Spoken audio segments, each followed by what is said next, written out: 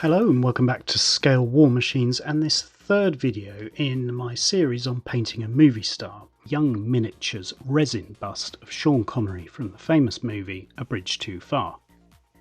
In the previous two parts, part 1 dealt with the preparation of the resin bust and part 2 dealt with painting the face. Thanks to the subscribers who contacted me and pushed me to make part 3. In previous videos the components were primed in black. This included the upper torso and uniform and the face. The parts then received a light dusting in white. This serves the purpose of showing the shadows and highlights on the model. Next I used a selection of Vallejo Surface primers.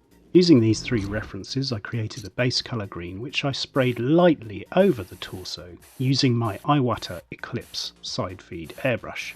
As you can see, I'm just going really gently and really lightly, just thin misted on coats, trying to block out all the area that will one day become the famous Denison Smock that the British paratroopers wore in World War II.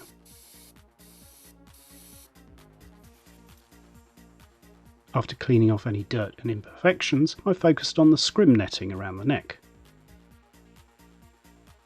For this I used this green reference and sprayed again through the same airbrush. I then applied the brown camouflage pattern. And at this stage it yielded something like this. If you want to see how I painted the face, then make sure you check out part 2 and I'll put a link in the description. But at this stage you can see the uniform is base coated and the face has been painted. So as I was tackling the uniform I decided to add a few more details to the beret. In this case I used the black ink from the Andrea Colour Silver set, and it worked well to capture the leather headband around the beret. It was also good for applying shadows to the hair and around the cap badge.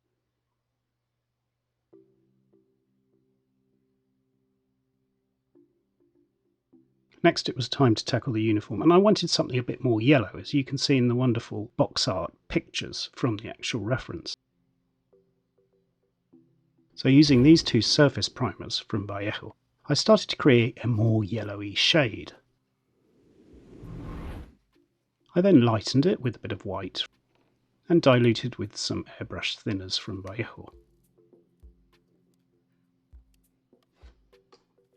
This was then misted over the model to try and get rid of some of the green in that base colour.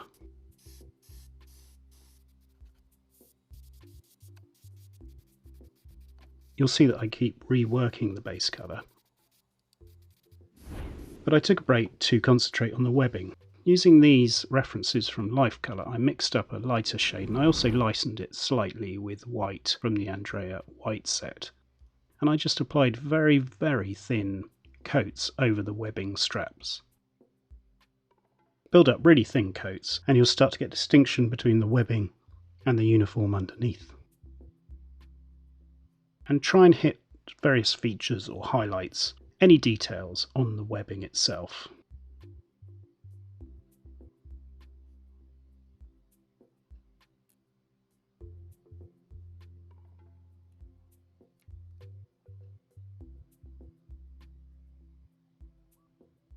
As you can see, it's just a case of picking out detail features on the straps.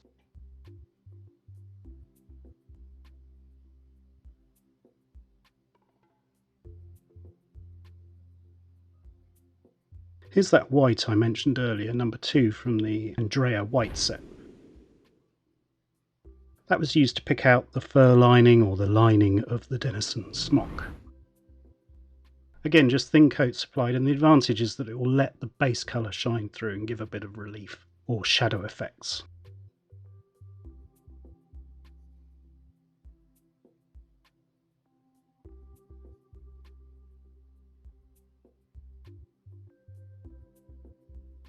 I just smoothed everything off with a small flat brush. Here again, using Life Colour this time, and you'll see what I'm actually doing is again trying to retouch the base colour of the uniform. Trying to get something a bit more khaki, a bit less green. This was applied as a thin sort of glaze or wash really, just to change the hue of the jacket a bit. You'll see throughout this project that I mix between paint ranges and indeed intermix paint ranges. Basically Life Colours, Vallejos and Andrea paints are totally intermixable. After brushing it off with a flat brush, this is what it looked like, and it's definitely more muted in terms of colour, not as green.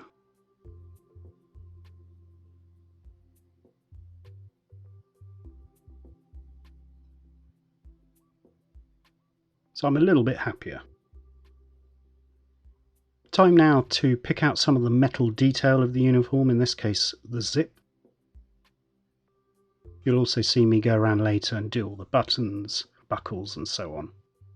Paint this time is from the Andrea Silver set, number 1 base steel. And like all the Andrea paints, it gives really good pigmentation and works really well to capture metal. There you can see the effect. And here you can see me just picking out the rank insignia. These two life colour references were intermixed to pick out the tie, and you can see the uniform starting to take shape here. Time now to go back to the Andrea white set, and using that just to lighten a bit and pick out more detail, just picking out the lining on the Denison Smock. Just a fine rounded brush does the job there.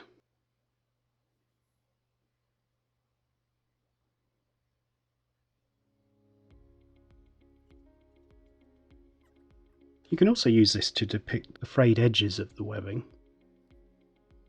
and scratches and marks, as these would be items that would get very damaged and worn. So I pick out some of the edges and details and then just flatten with a flat wide brush.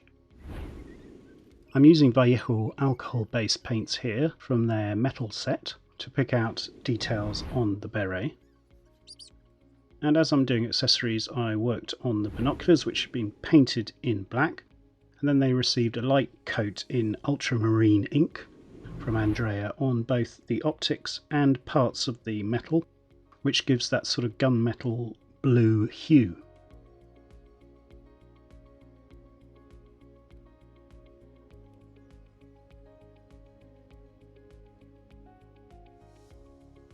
To depict weathering and scratches, I again went to the Vallejo silver reference on screen and picked out all sorts of scratches and marks that would be all over the binoculars for obvious reasons.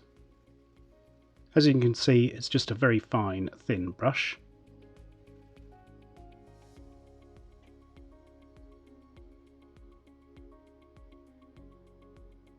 I'm using the Andrea colour brown set here to reference on screen to pick out the brown of the leather.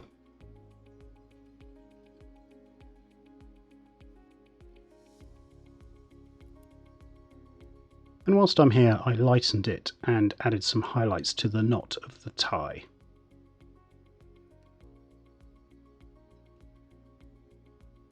Again, blend with a flat wide brush.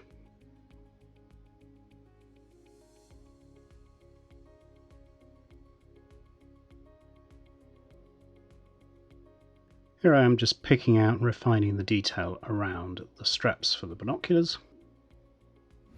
And what I've found is that Vallejo makes some great model colour washes, and this is their sepia reference.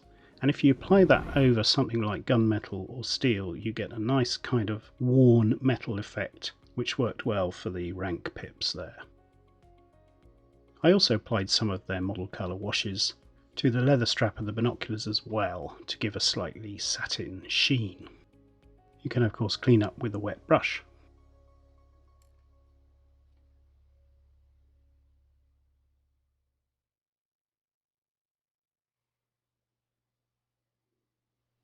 And now it's time to finally begin the camouflage, and using this reference here, I mixed up a green shade by adding some life colour. There you can see the life colour reference, and as I said earlier, you can totally intermix these paints. That gave me a nice green shade I was happy with, and I started to apply the camouflage pattern. Working in very thin coats, in fact they're almost hard to see, but what you want is for some of that shadow and highlight to show through if at all possible, partly to guide you in later stages, but also hopefully the effect will remain. Using a good quality sable brush and a wet palette, as you can see in the background, I just picked out random camouflage patterns using references and the box art as a guide. Because of the slightly sort of brush strokey nature of this camouflage pattern, I made sure to incorporate fine lines in some of the colour splashes.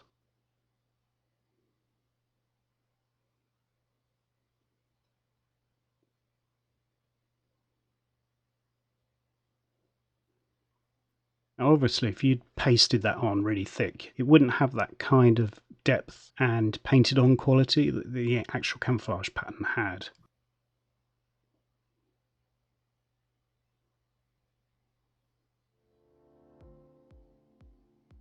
This is the red-brown colour from the Andrea set on screen, and this was the second colour, and again I proceeded in the same way, just using a good quality brush and thin coats to pick out the red or red-brown camouflage stripes. It's important to try and add sort of random arrangements of colours on things like hems and where fabric would be folded over on the inside of the jacket, for example.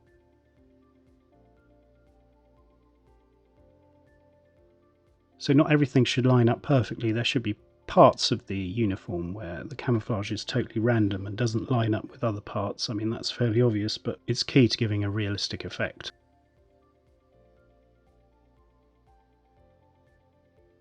So the camouflage top has started to get all its colours applied now. They're slightly random and brush strokey in nature to match the camouflage pattern.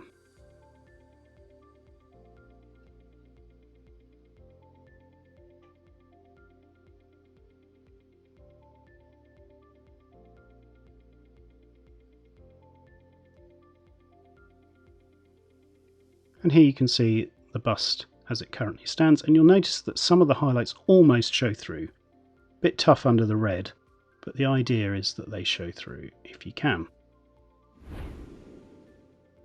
To depict scratches, I use this reference here with a very thin brush just to put little scratches all over the fabric. So the type of thing that would just mark this sort of canvasy type material that a parachute smock would be made out of.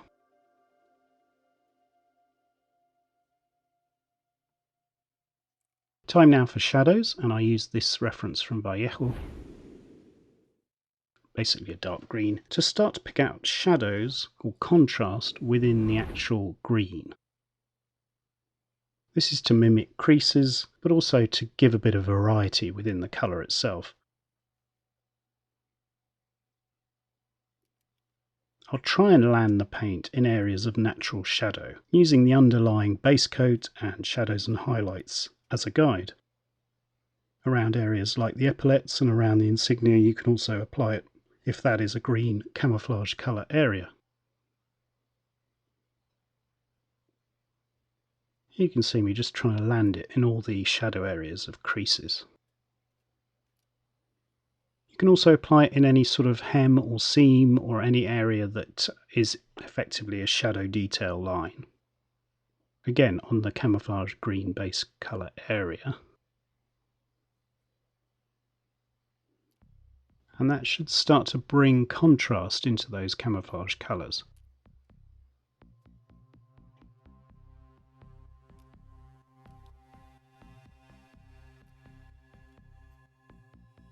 It's important to check how it's progressing by comparing with the head, or indeed fitting the head, which is something I did at this stage to see how it's coming along.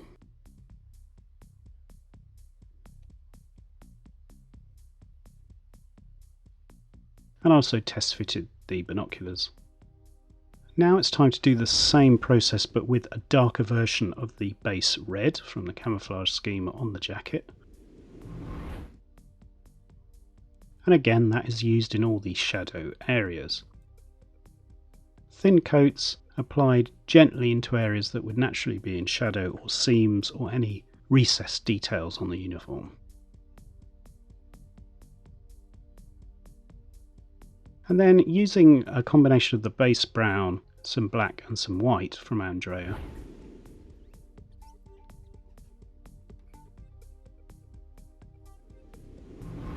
It's a case of now picking out the highlights. So we've done the shadows, now I do the highlights. And again, go very thin and blend after each application. But what you're trying to do is capture every single highlight or crease highlight with this lightened mix.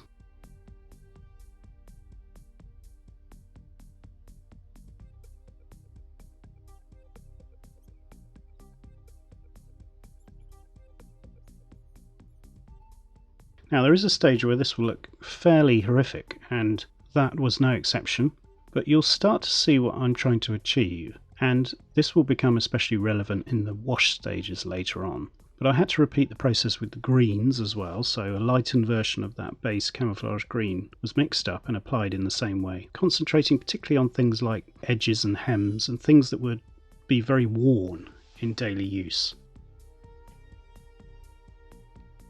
I also grabbed a life colour reference here, basically a very light green, and used that again to highlight any scratches or weathered areas on the uniform. Again, this is all looking fairly extreme at this stage, but it will become all unified when I do the washes later on.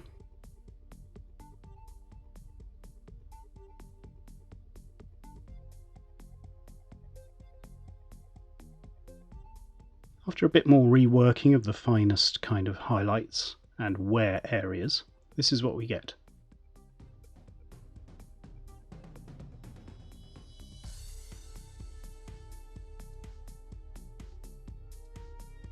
I'll pick out a little bit more detail, and then fairly quickly we're going to be progressing to washes, and that will change the complexion of this jacket quite considerably.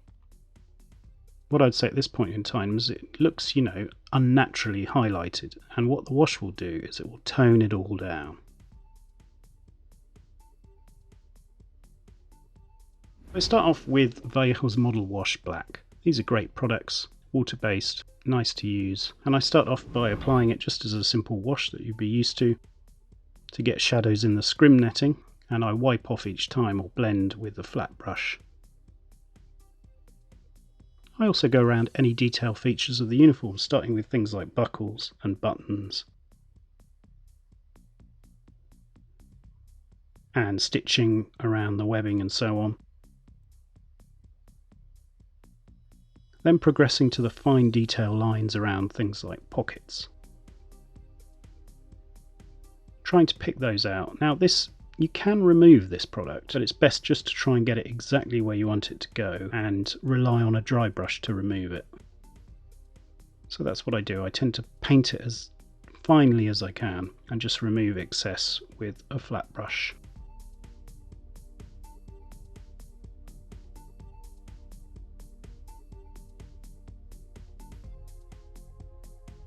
Just work in it sections of the uniform at a time and just make sure that you're being as detailed as you can.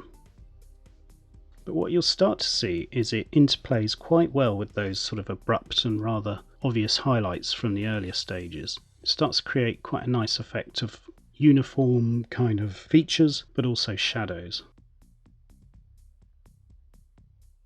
Obviously you want to pick out any details like sort of uniform details, insignia details and so on, and add a bit of a shadow to those.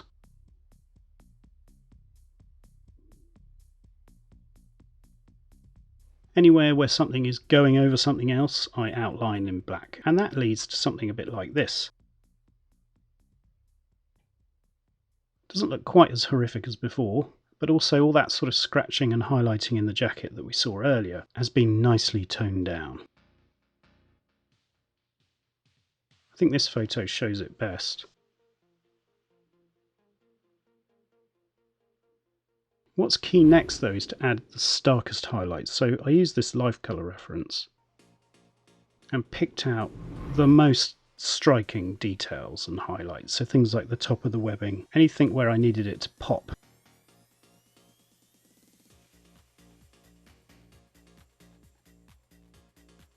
And again, just blending. What that does is it creates like a mega highlight on top of all the base colours and washes that I'd applied previously. That really gets the webbing to pop out and look good. I apply a wash to the lining of the parachute jacket. The idea being just to get it to sit in the shadows a bit better. I blend to remove any excess.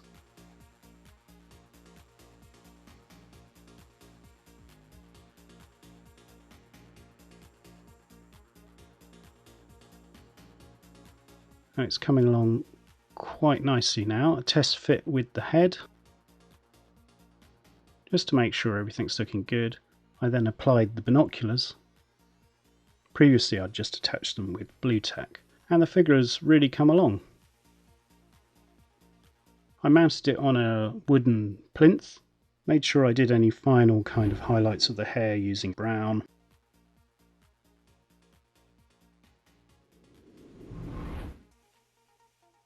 And then I used these two references from Life Colour Liquid Pigments. They're washable, removable pigments in liquid form, and they're great just for final detail shadows.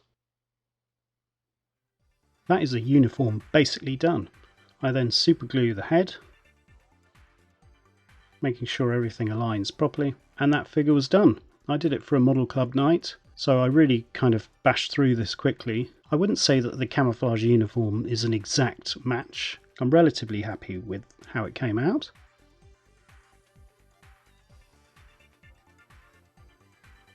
I matted everything down with some Vallejo matte varnish, and I thought it was a fitting tribute to Sean Connery and a great movie. I hope you enjoyed it and found this useful. I don't really consider myself a figure painter, but I do enjoy showing how I tackle busts and things like camouflage uniform and so on, and people seem to enjoy the content on YouTube and ask for it, so I'm more than happy to do it. So thanks for watching, and bye. See you next time.